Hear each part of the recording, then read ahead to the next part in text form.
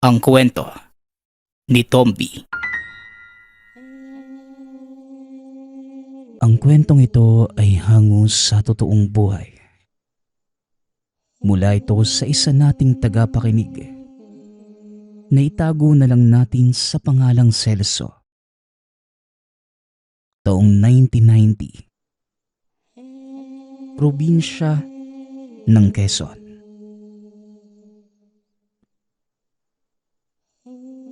Ang kulam ay isang masamang gawain. Ito ay paggamit ng orasyon, sumpa, ritual o ng mga purong salita upang makapanakit ng kapwa. Kaugnay ng kulam ay ang mga taong nagsasagawa nito na kung tawagin ay mangkukulam o sa banal na kasulatan, mga manggagaway. Ang mga katulad nila ay may angking abilidad na gumamit ng itim na mahika o kapangyarihan para maisakatuparan ang masamang intensyon sa mga taong may atraso sa kanila. May ibang mga tao din na dumudulog dahil sa bugso ng galit para ipakulam ang kaaway o nanakit sa mga ito. Si Celso, 33 taong gulang na mga sandaling yun, kasalukuyang nagtatrabaho sa isang koprahan na pagmamayari ng mayamang pamilya ng mga Baleho. Halos 3 taon na ring nagtatrabaho doon si Celso dahil maganda naman ang kalakaran sa koprahan.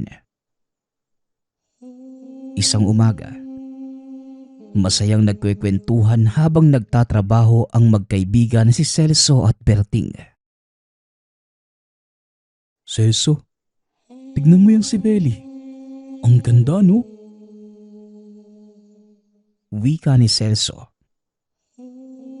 Napangiti naman ang binata sa sinabi ng kaibigan. Sabay tingin kay Feli na kasalukuyang nagtatali ng buhok.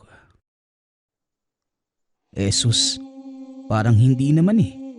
Ikaw ha, Berting. Tigil-tigilan mo yung si Feli ha. Bata pa yan. Ikaw matanda ka na eh." Wika ni Celso. Grabe ka naman sa akin. Ang sabi nga ng iba, hindi raw hadlang ang edad sa pagmamahalan ng dalawang tao. Tugon ni Berting. Maigi ang kung mahal ka. Ang tanong, mahal ka ba ni Feli? Malamang hindi. Wala eh. Balita ko nga, may nobyo na yang si Feli. Nakakalungkot naman. Wika ni Berting. Natatawang inakbaya ni Celso ang kaibigan. "Alam mo pare, marami pa naman diyang iba. Humanap ka na lang ng walang sabit. Mahirap makisawsaw sa relasyon ng iba, no?" Wika ni Celso. "Hala, ito namang si Celso. Hindi ko naman sinabi na makikisawsaw ako. Hanggang tingin na nga lang eh." Tugon ni Berting. "Aba, mabuti naman. O siya, magtrabaho na nga lang muna tayo. Hindi yung usapang pag-ibig yung inaatupag mo." Muling wika ng binata. Tumawa na lamang si Berting at saka muling nagtrabaho. Kinatanghalian, humahangos na lumapit si Berting sa mga kasamahan sa trabaho. "O bakit? Bakit ganyan yung itsura mo, Berting?" Tanong ni Celso. Nakahawak sa dibdib ang lalaki at hingal na hingal. Nagtipon ang mga tao sa harap nito para alamin ang rason kung bakit ito tumakbo ng ganon. Si Don Juancho." Wika ni Berting. Kumunot ang noo ng lahat dahil sa pagbibiti nito. Napuno ng katanungan ang paligid. Si Don Juancho ano? Ano ba yan? Berting, sabihin mo na. "Teka naman, Kita mong hinihingal pa yung tao eh. Eto na nga. Si Don Juancho, isinugod sa ospital. Tugon ni Berting. Nagulat ang mga katrabaho nito. Sari-sari ang narinig na bulungan sa paligid. Ang iba, nabigla at ang karamihan naman ay nalungkot sa sinapit ng Don. Naku po, anong nangyari kay Don Juancho? Parang malakas naman yung pangangatawan niya. Bakit nagkaganon? Tanong ni Celso. Ewan ko nga. Nakita ko lang kanina sinakay siya sa ambulansya. Tinanong ko naman yung ibang mga tao doon pero hindi daw nila alam kung bakit eh. Hindi bali na nga. Malalaman naman natin kagad yun bukas. Tugon ni Berting. Nawa, gabayan ng poong may kapal si Don Juancho. Wika ng isa sa mga katrabaho. Nagtapos na ang usapan doon. Nagsibalik na sa kanya-kanyang gawain ang mga trabahador. Ngunit hindi pa rin nila maiwasan na mag-alala para sa kalagayan ng Don. Sa kabilang banda naman, tila napuno na ng mga dasal ang loob ng ambulansya. Nakasalukuyang sinasakyan ni Don Juancho. Walang tigil sa kakatawag sa Panginoon ang asawa nito. Dahil sa nangyari sa Don. Nang dahil sa kaganapang yun, humantong sa isang mabilis na pagpapasya ang pamilya Vallejo. Kinabukasan, maagang nagkumpulan ang mga trabahador ng koprahan. Pinag-uusapan nila ang tungkol pa rin sa nangyari kay Don Juancho. Dahil magpasa hanggang ngayon, wala pa rin kasagutan. Ang pamilya Vallejo ay kilala sa pagkakaroon ng maraming iskandalo. Ngunit bawat iskandalo na nagagawa ng kanilang pamilya, madaling napagtatakpan sapagkat may kapit sila sa pulisya. Maging sa mga nakakataas na may katungkulan sa bayan. Isa sa pinakamalalang bagay na kinasangkutan ng pamilya, ang pagkakaroon ng ugnayan ng bunsong anak ni Don Juancho sa sindikatong nagbebenta ng ilegal na droga. Baka naman tumaas ang presyo ni Don Juancho dahil may ginawa na namang kalokohan si Manuel. Wika ni Berting. Malamang sa malamang. Palagi namang nadadawit yung pangalan ni Manuel sa kung saan-saan eh. Hindi na ako magtataka kung siya ang dahilan. Tugon ni Celso. Napailing na lamang ang ilan sa mga naroon. Natigil ang kanilang pagkukumpulan ng isang boses ang narinig na paparating. Nang makita nila kung sino ito, kagad nilang iniwas ang tingin. Tumikom ang mga bibig na kanina lang ay walang tigil ang bigkas ng patungkol sa kaharap nila ngayon. Matikas na nakatayo ang lalaki. Iginigilid ang paningin sa mga trabahador. Siya ang bunsong anak ni Don Juancho, si Manuel. Bakit bigla kayong natahimik? Kanina lang eh. Nagkukumpulan kayo dyan. Wika ni Manuel sa mga ito. Wala namang nagtangkang sumagot pa sa lalaki. Dahil alam naman nila ang ugali nito at maaaring mangyari sa kanila sa oras na sagutin nila ito. Oo nga pala, nasa ospital pa ang papa. Ang sabi ng doktor, kailangan niya ng pahinga kaya ako na muna ang mamamahala sa koprahang ito. Wika ni Manuel. Marinig ang mahinang bulungan sa loob ng koprahan. Oo nga pala, unang-una, ayoko ng tatamad-tamad. Ayoko din ng hindi sumusunod sa akin. Nagkakaintindihan ba tayo? Muling wika ni Manuel. Napatango na lamang ang ilan sa kanila, habang ang iba ay sumagot ng oo sa kabila ng takot dito. Mabuti naman at nagkakaintindihan tayo. O siya, lumayas na kayo sa harapan ko at bumalik na sa pagtatrabaho. Nasasayang ang oras at perang pinapasweldo sa inyo kung tutunga-tunga nga lamang kayo dyan. Wika ni Manuel. Napapakuyom ng kamao si Celso sa mga lumalabas na salita sa maduming bunganga ni Manuel. Matagal na silang nagtitiis sa ugaling meron ang lalaki. Matagal na sana siyang umalis sa koprahan dahil dito. Kaso nga lang, palagi siyang pinipigilan ni Don Juancho. Habang nag-aayos ito ng sako ng niyog, napansin ni Celso at Berting na lumapit si Manuel kay Feli. Tinititigan nito ang babae at narinig pa nilang tinanong ang pangalan. Nagkatinginan ang dalawa. Mukhang alam na nila ang mga susunod na mangyayari base sa mga kinikilos ni Manuel. Maya-maya pa umalis na ito sa koprahan. Nang mainis ito sa ginagawang pambabaliwala ni Feli sa kanya. Natatawa naman ang mga tao sa koprahan. Kabilang naroon si Berting at Celso.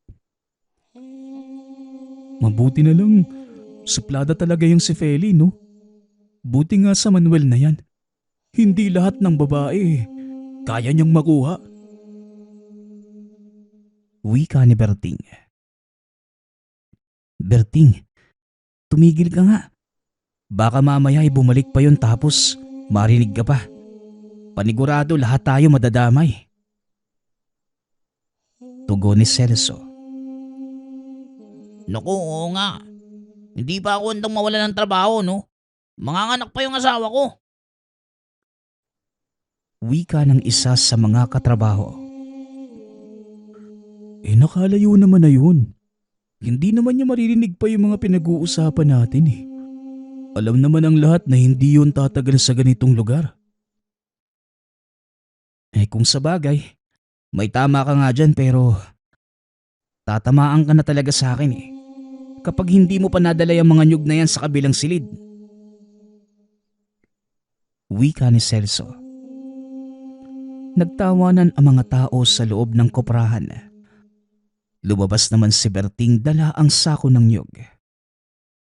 Ilang araw din ang nagdaan napapansin ng mga tao sa koprahan ang madalas na paglapit ni Manuel kay Feli. Wala itong tigil sa pamimilit na yayain sa labas upang kumain ang dalaga. Naiinis na si Feli. Ngunit wala naman itong magawa dahil anak yon ng kanilang amo. Feli, kahit isang beses lang, sumama ka na sa akin. Pumayag ka na. Wika ni Manuel. Tinignan ito ng masama ng babae. Sir Manuel, iba na lang ho ang yayain niyo. Tugon ni Feli. Halata ang pagkairita sa mukha ni Manuel sa pangpitong pagkakataon. Tinanggihan na naman siya ng dalaga. Napapahiya na ito sa mga nakakarinig. Alam mo, Feli, pakipot ka pa eh. Kung hindi mo alam, maraming babaeng nagkakandara pa para yayain ko silang lumabas. Ikaw na nga itong maswerte at ako na ang lumalapit sa'yo. Dahil halata namang may gusto ka sa akin eh. Wika ni Manuel. Tuluyang naputol ang pisi ng pasensya ni Feli. Kaya pabalang nitong nasagot ang lalaki na kinagulat naman ng lahat. Nagkakandara pa ka mo na tumakbo palayo sa'yo. At isa pa, hindi ako interesado sa'yo. Ikaw tong parang asong lapit ng lapit sa akin eh. Kahit na sinabi kong may nobyo na ako. Wika ni Feli. Mabilis namang nag-init ang ulo ni Manuel at saka tinaob ang mesang nasa harapan ng dalaga. Natapon ang mga kopra sa konkretong sahig. At dahil napahiya sa mga tao, padabog itong umalis sa silid. Ngunit bago ito lumabas, isang kataga ang kanyang binitawan. "Lintik kang babae ka. May araw ka rin sa akin." Banta ni Manuel. Nakaramdam ng kaba si Celso at Berting para kay Feli. Alam nilang tototohanin yun ni Manuel dahil masama talaga ang ugali nito. Samantalang walang imik na bumalik sa pagtatrabaho si Feli. Hindi nito pinansin pa ang sinabi ng lalaki. Dahil para sa kanya, nararapat lamang yon kay Manuel. Isang linggo din ang lumipas. Walang naging paramdam si Manuel sa koprahan niya. Malayang nakakakilos ang mga trabahador dahil wala ang mayabang na amo. Marahil ay lubos itong napahiya sa mga nasabi ni Feli noong nakaraan. Kaya nawalan na ito ng kapal na mukha upang humarap pa sa kanila. Ngunit sa pananaw ni Celso at Berting, taliwas sa hinala na dahilan ng iba nilang kasama. Malakas ang kutob nila na may ginagawa na naman itong kabalbalan na siguradong ikakataas ng presyon ni Don Juancho na nagpapagaling pa rin sa tahanan hanggang ngayon. Habang nag-uusap ang dalawang magkaibigan, hindi mapakali ang ulo ni Berting.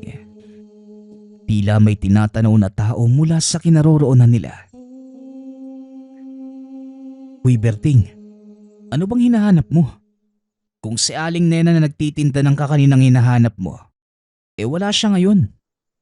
Narinig ko sa isa nating kasamahan na may sakit daw kaya hindi makakapasok ngayon." Wika ni Celso. Napakamot sa ulo si Berting. Hindi naman si Aling Nena ang hinahanap ko. Si Feli ang hinahanap ng mata ko. Hindi ko pa siya nakikita magmula kanina Nagtanong na rin ako roon sa kaibigan niya. Hindi rin daw alam kung bakit hindi pumasok. Tugon ni Berting. Baka naman may sakit lang din si Feli. Uso yata ang lagnat ngayon Dahil tag-ulan na. Papasok din yun bukas. Makikita mo rin siya kaya huwag ka na mag-alala dyan. Ewan ko ba, Celso? Hindi talaga ako mapakali. Kahit alam ko naman na wala akong karapatan. Ganito yata talaga kapag umiibig, Celso. Wika ni Berting. Binatukan ni Celso ang kaibigan. At sinabing nahihibang na naman ito.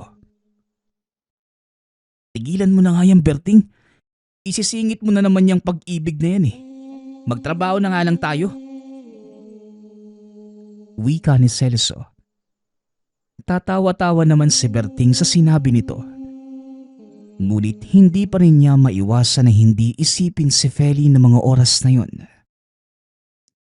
Kinabukasan, pumasok na si Feli sa koprahan. Nagkaroon ito ng trangkaso kaya hindi nakapasok kahapon. Nakahinga naman ng maluwag si Berting. Ganap na akala mo'y nobyo talaga ni Feli. Kung si Feli ay nakapasok ng muli sa trabaho, ngunit hanggang ngayon, hindi pa rin bumabalik sa koprahan si Manuel. Kinahapunan, nagpa siyang manatili pa ng kaunting oras ni Feli upang makabawi sa tambak na trabahong naiwan kahapon. Nang malaman niyo ni Berting, tila gusto na rin itong magpaiwan upang samahan si Feli pero pinigilan ito ni Celso. Tigilan mo na yung iniisip mo, Berting. Ilang beses ko bang sasabihin sa'yo? Matatakot na si Feli sa ginagawa mo Sa oras na malaman niya yan.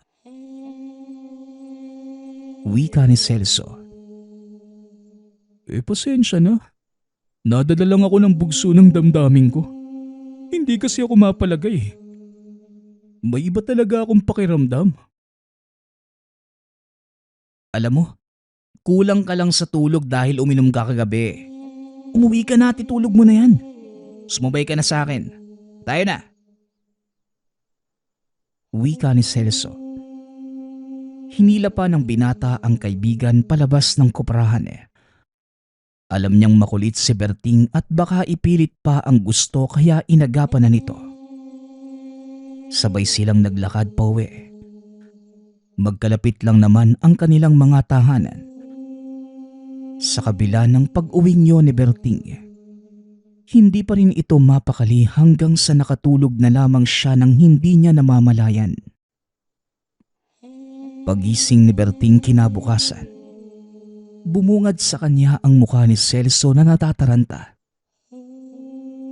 O Celso, ang aga-aga pa. Ba't narito ka na sa bahay ko? Wika ni Berting. Humihikab pa ito nang sinabi niya yun. Berting, huwag kang mabibigla. May nangyari kay Feli. Tugon ni Celso. Naibagsak nito ang hawak na tasa ng kape na tinimpla ng nanay at saka tumakbo palabas ng bahay. Nakayapak pa ito at walang suot na damit. Mabuti na lamang ay naabutan siya ni Celso at saka sila nagmamadaling pumunta sa tahanan ni Feli. Nang makarating doon, makikita ang kumpol ng mga kapitbahay na nakikiusisa sa nangyari sa dalaga. Hinawi ni Berting ang daan upang mabilis na makita si Feli. Nadat na nila itong nakatulala na lamang habang tahimik na lumuluha. Gula-gulanit din ang suot nitong dilaw na bestida. Makikita ang malaking punit sa itaas na parte nito. Madungis din ang itsura. Walang sapin na mga paa na napupuno pa ng putik. Iyak ng iyak ang nanay ni Feli na mga sandaling yun. Samantalang ang nobyo naman, walang imik sa isang tabi. Hindi lang pinapakita pero napupuno na ng galit ang puso at isipan. Anong nangyari kay Feli, Celso? Tanong ni Berting. Nanginginig pa ang tuhod nito habang hindi inaalis ang tingin kay Feli. May nakakita sa kanya sa gitna ng talahiban noong umaga. Nakahandusay doon. Mukhang doon siya tinapon matapos pagsamantalahan. Wika ni Celso. Hindi na nagulat pa si Berting sa sinabi ng binata. Dahil base sa kalagayan nito ngayon, isa lang talaga ang posibilidad na nangyari sa dalaga. Sinong may gawa nito kay Feli? Tanong ni Berting. Kanina pa nag-iisip si Celso. Iisang tao lamang ang pumapasok sa isipan nito na maaaring may kagagawan sa paghalay kay Feli. Hindi na nito napigilan pa ang sarili. Naitanong niya sa dalaga upang makumpirma. Si Manuel. Si Manuel ba ang gumawa nito sa'yo? Tanong ni Celso. Napalingon ang lahat sa binata nang biglang humagulgol ng iyak si Feli na siyang ikinagulat ng mga taong nakapalibot. Kasabay ng pag-iyak nito ang paulit-ulit na pagtango o pagtaas baba ng ulo. Indigasyon ng pag-oo nito sa tanong ng binata. Hindi na nagulat pa si Celso maging si Berting.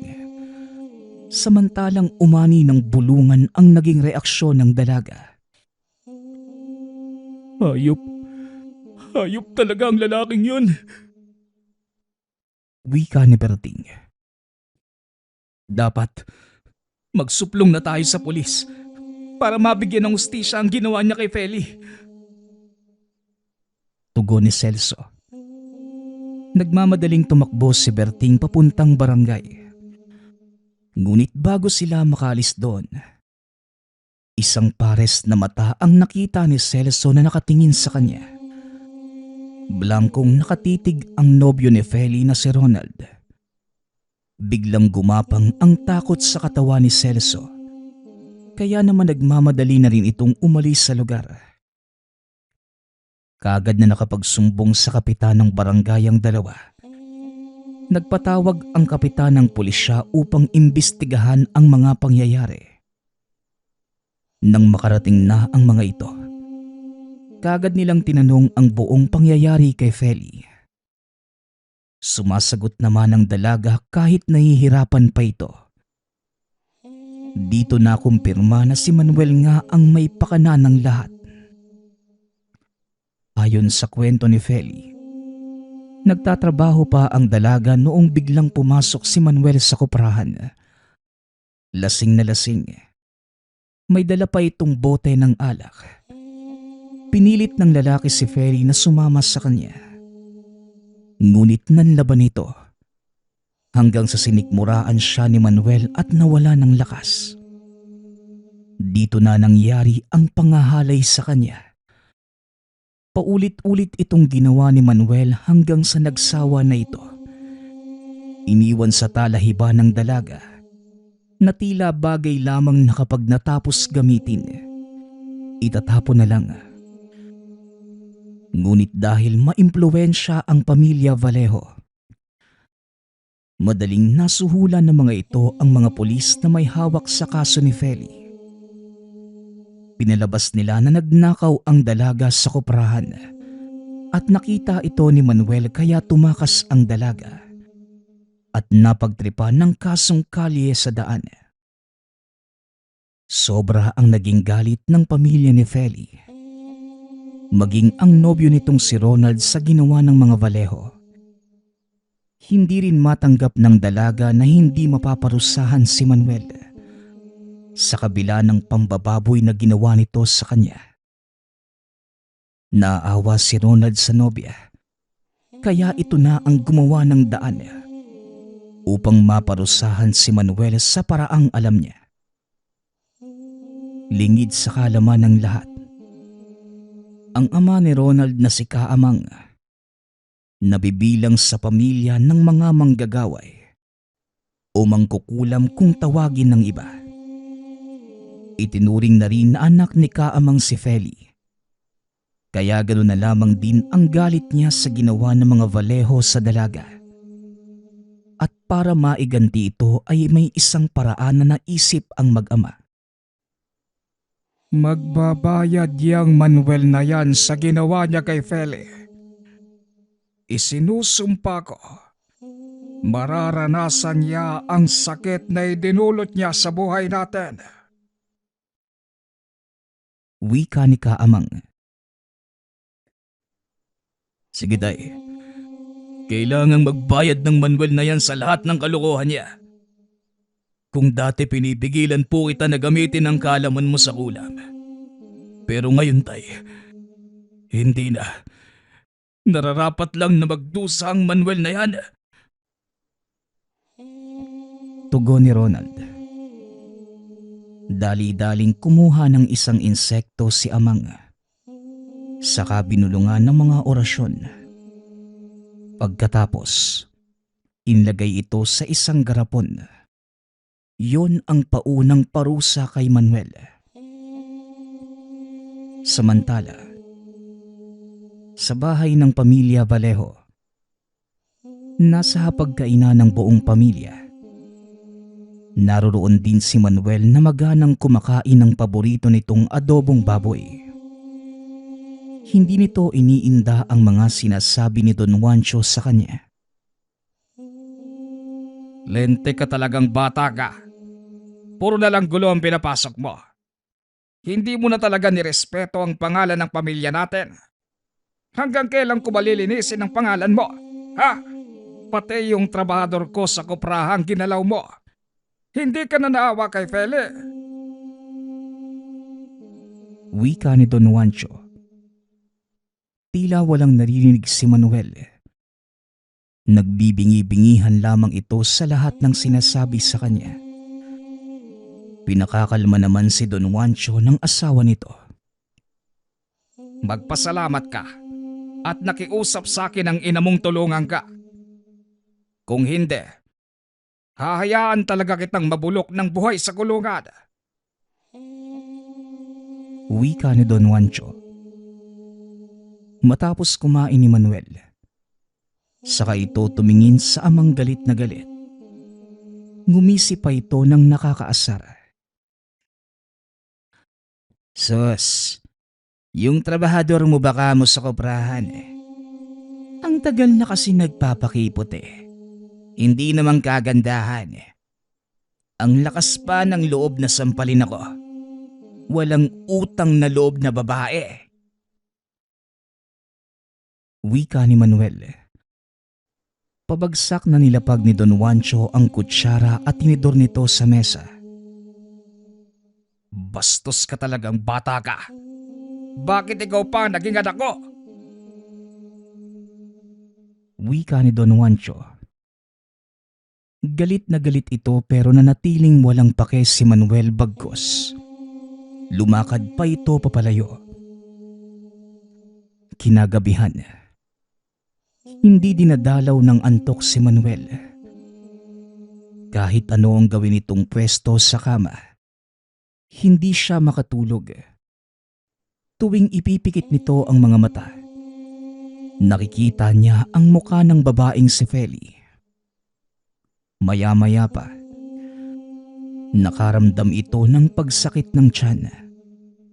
Nagmamadali itong lumabas ng kwarto upang magpunta ng banyo.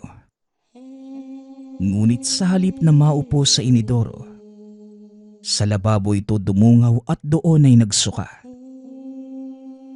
Duwal ito ng duwal. Halos nailabas na nito ang mga kinaing noong hapunan.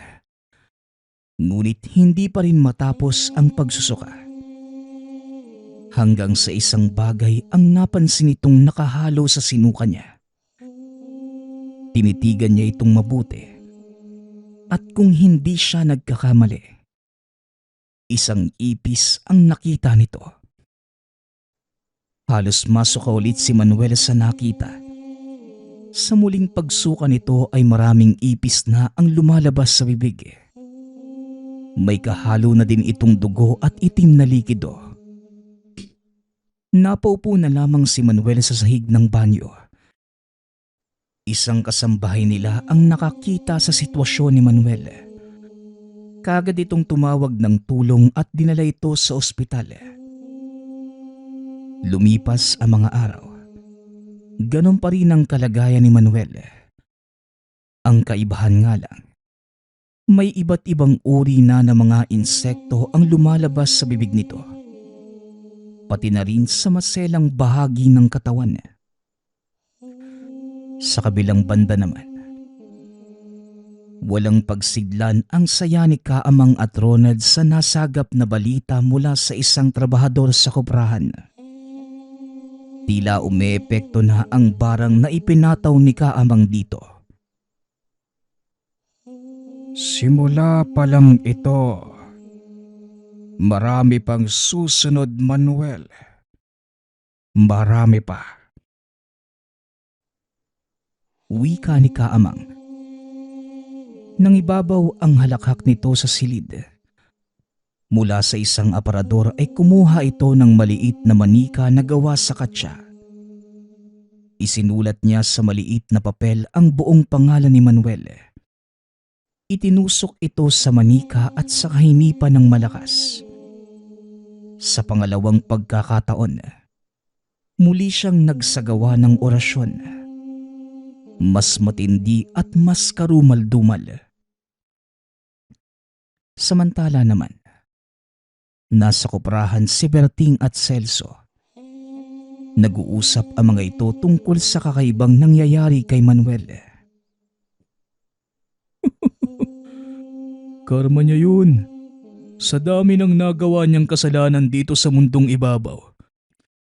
Kulang pa ang buhay niya para pagbayaran ng lahat ng yun. Wika ni Berting. Pero grabe din, no? May mga lumalabas daw na insekto sa katawan niya. Sa tingin ko, barang yun tumama dun sa kanya eh. Tugon ni Celso. Aba, ay oo nga. Pero sino naman ang mambabarang sa kanya? Hindi kaya si Feli? Baliw, hindi naman marunong ng ganun si Feli. Saka marami ang taong may galit dyan kay Manuel. Kaya huwag ka nang magtaka kung may magpakulam man dun. Sa bagay, hindi nga yun magagawa ni Feli. Pero alam mo, hindi ko pa rin talaga maiwasan na maawa sa kanya. Sa tuwing makikita ako siya sa bahay nila, hanggang ngayon nga, tulala pa rin at tahimik lang. Ay nako, kung hindi lang talaga ako nagtatrabaho sa koprahan, matagal ko nang nasuntok sa mukha yang si Manuel eh. Oo nga eh. Kung tutusin sa nangyayari ngayon kay Manuel, parang nakaganti na rin si Feli pero kulang pa ang lahat ng yon. Kulang na kulang. Malaking trauma ang natamo ni Feli. Malaman ko lang kung sino ang nangkukulam kay Manuel. Baka palakpakan ko pa yun. Magaling siya eh. Wika ni Berting. Saglit na natigilan sa pagsasalita si Celso. May naisip itong bigla. Teka, hindi ba si Ronald yung nobyo ni Feli? Ang alam ko, may balita dati namang kukulam si Kaamang. Yung tatay ni Ronald. Hindi kaya siya yung nangkukulam? Wika ni Celso. Posible nga yun. Kung totoo nga namang kukulam si Kaamang. Bakit hindi, di ba? Nobya ng anak niya yung agrabyado dito. Tugon ni Berting. Nagpatuloy pa ang kwentuhan ng dalawa. Nakikisali na rin ang ibang trabahador sa koprahan. Kahit sa ang sulok ng bayan ay yon ang usapan. Marami ang mga natutuwa. At iilan lamang na tao ang nalulungkot para kay Manuel. Siguro nga. Ganon talaga ito kasama at malokong tao. Kaya ganon na lamang ang reaksyon ng mga tao sa nangyayari sa kanya. Makalipas ang 3 araw, panibagong balita na naman ang kumalat sa bayan. Kung noong nakaraan, ang paglabas ng mga insekto sa katawan ni Manuel, ngayon naman ay ang pagkaputol ng pagkalalaki nito. Tinanggal na yon ng doktor dahil napupuno na ng nana at tila nabubulok na. Kung ano-anong gamot na rin ang ininom nito ngunit ni isa ay walang umeepekto. Hindi rin matukoy ng mga doktor ang sakit nito. Dahil may kaya naman at may pera, nagpalipat-lipat ng ospital si Manuel para lamang maipagamot. Ngunit sa halip na gumaling, palala pa ito ng palala hanggang na-stroke na rin si Manuel. Tuluyan ang nawalan ng abilidad upang makakilos. Kung kay Manuel ay pasakit ang lahat ng nangyayari sa kanya. Kay Feli naman, hustisya dahil pinagbabayaran na ng lalaki ang ginawa nitong pambababoy sa kanya. Mahal ko, masaya ka na ba? Naibigay na ni tatay ang hustisya para sa'yo. Wika ni Ronald habang sinusuklay ang buhok ng nobya. Masaya? Paano ako magiging masaya? Buhay pa ang hayop na Manuel na yon. Magiging masaya lang ako kung mamamatay siya. Doon ko lang makukuha ang tunay na hustisya. Nanggigigil na tugon ni Feli habang mahigpit na nakahawak sa laylayan ng suot na damit. Matindi ang nabuong galit sa kalooban ng dalaga Kaya hindi nito magawang maging tunay na masaya habang sumasagi sa isipan nito na buhay pa si Manuel. Napatingin si Ronald sa nobya. Naawa ito sa kalagayan ni Feli. Hangad niya ang muling kasiyahan nito, kaya naman itinanim niya sa isipan na siya ang gagawa ng paraan upang tuluyan na itong sumaya. Nang makatulog ang nobya, nagpasya si Ronald na umuwi kagad para makausap ang ama. Nakita niya itong nagluluto ng ulam para sa hapunan. O anak, kumusta naman si Feli? Maayos na ba ang kalagayan niya? Tanong ni Kaamang. Ngunit umiling si Ronald bilang pagsagot. Hindi po tay. Ang sabi niya, magiging masaya lang daw siya kapag namatay na si Manuel. Tay, baka naman no. Natigil ito sa pagsasalita sapagkat tumutol na kagad si Kaamang sa balak ng anak. Hindi maaari, Ronald. Alam na alam mong hindi ako pumapatay ng tao. Oo, mangkukulam ako. Pero nangkukulam lang ako ng mga taong may ginawang mali sa akin o sa mga mahal ko sa buhay. Pero wala sa doktrina ko ang bumawi ng buhay ng isang tao. Tugon ni Kaamang. Pero tay, kailangan ng hustisya ni Feli. Alam mo naman na hindi niya na yun makukuha. Kaya nga nagpasya tayo na kulamin si Manuel. Bakit hindi pa natin tuluyan nang bumalik na sa dati ang nobya ko? Buling wika ni Ronald. Pabagsak namang inilapag ni Kaamang ang sandok na hawak niya. Hindi, Ronald. Kahit na ano pang sabihin mo, hindi ko mapagbibigyan ang huling mo. Sapat na ang ginawa natin kay Manuel. Hindi naman magtatagal eh. Mawawala na rin ito sa mundo. Kaya mas maiging maghintay na lang tayo. Wika ni Kaamang. Galit na tumayo si Ronald. Masama ang loob nito sa mga sinabi ng ama. Pasensya na tay. Pero kung hindi mo kayang patayin si Manuel, ako na lang ang gagawa. Wika ni Ronald. Mabilis na umalis ng kusina ang binata at saka nagkulong sa silid. Ilang beses pang kinatok ni Kaamang ang pinto ng kwarto nito. Ngunit tila walang naririnig ang binata. Nakapokus lamang ito sa ginagawang orasyon. Sinusubukan itong magsagawa ng kulam upang tuluyang bawian ng buhay si Manuel.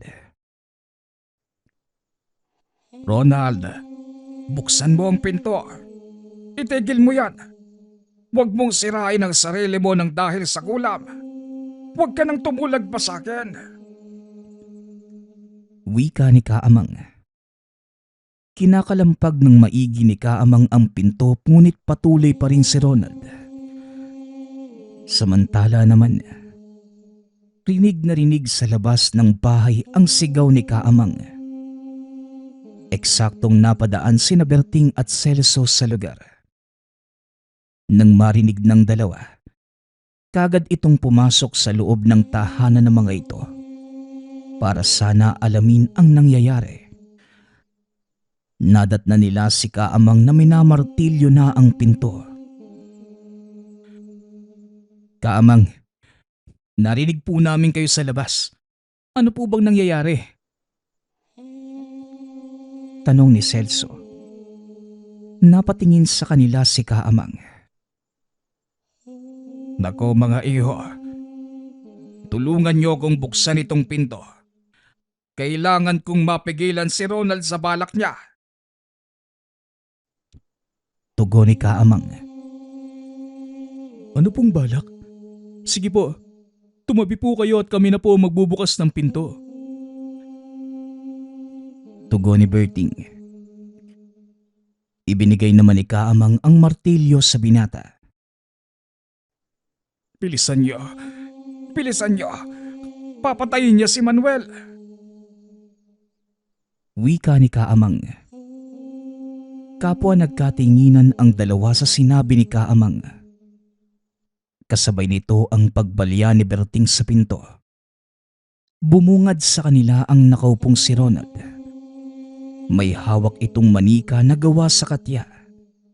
Ngunit balina ang leeg. Hindi. Hindi, Ronald. Anong ginawa mo? Lumuluhang tanong ni Kaamang, na ngayon ay walang kibo na nakatingin lamang sa manika. Sa kabilang banda naman, makikita ang pagdadalamhati ng pamilya Vallejo. Tuluyan ng binawian ng buhay si Manuel. Natapos na ang paghihirap nito sa kamay ng kulam na binigay ni Kaamang sa kanya. Ngunit sa kulam ni Ronald ay hindi siya nakaligtas.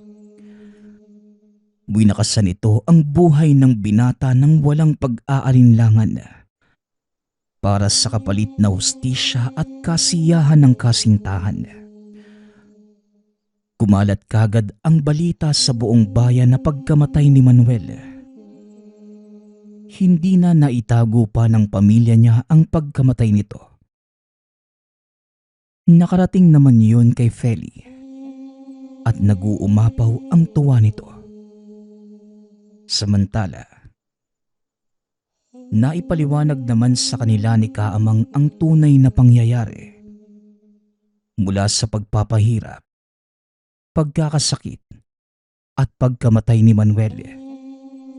Kaya alam nila Celso at Berting ang katotohanan sa likod ng pagkamatay nito. Ngunit parehas nilang itinago ang katotohanan. Hati ang opinyon na magkaibigan. Para kay Berting, tama lamang nawakasan ang buhay ng isang walang kwentang tao na katulad ni Manuel. Ngunit para kay Celso, dapat talaga itong maparusahan. Ngunit hindi sa ganong paraan. Sa kasalukuyan, wala silang ibang pinagsabihan ng katotohanan ito. Ngunit ipinadala ni Celso ang istoryang inyong napakinggan para kahit papano mabawasan ang konsensyang nararamdaman at maging aral sa lahat ng mapagmataas na tao na kahit anong angat mo sa iyong sarili, wala ka namang ibang pupuntahan kundi ang ibaba. Magpasa hanggang ngayon, hindi pa rin nalilimutan ni Celso ng minsan malaman ang lakas at bagsik ni Kaamang manggagaway. Nagpapasalamat nga pala ako sa lahat ng sumusuporta sa ating channel. Nawa ay patuloy niyong suportahan at pakinggan ang ating mga kwento. Hanggang sa muling pakikinig. Paalam.